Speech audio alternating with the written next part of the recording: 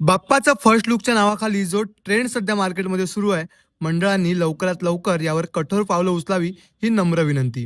गेल्या वर्षी काही बाप्पा तर ह्या वर्षी प्रत्येक बाप्पाचं फर्स्ट लुक आधीच आल्यामुळे बाप्पा गेट बाहेर कुठल्या स्वरूपात पडेल तो इंटरेस्टच निघून गेलाय.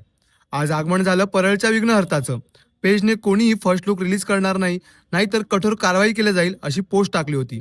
सुरुवातीला ती पोस्ट बघून खूप बरं वाटलं होतं, पण नंतर मंडळ एक दिवसा अगोदरपासून फर्स्ट लुकची ॲड स्टोरी करत बसलं होतं. फर्स्ट लुकच्या नावाखाली पूर्ण मूर्ती बघितली, मग कसली एक्साइटमेंट राहते आगमनात जायची.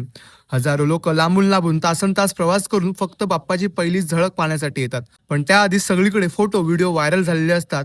मग त्या पहिल्या दर्शनाचा आनंद, ती उत्सुकता आणि तो थरार उरतोच कुठे.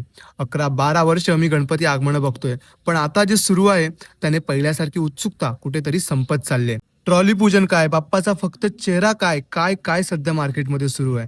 मुंबईचा गणेशोत्सव कमी आणि कॉम्पिटिशन जास्त झाली आहे.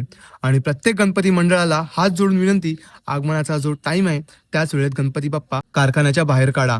गर्दी करून गणपती बाहेर काढण्याच्या नादात बाहेर पोरांची जी चेंगराचेंगरी होते, पोलिसांवर जो लोड पडतो त्याचाही जरा विचार करा. प्रत्येक मंडळाने फर्स्ट लुक वाल्यांना लवकरात लवकर समज दिली तर बरं होईल. तुमच्या परवानगीशिवाय क्रिएटर्स व्हिडिओ नाही टाकू शकत.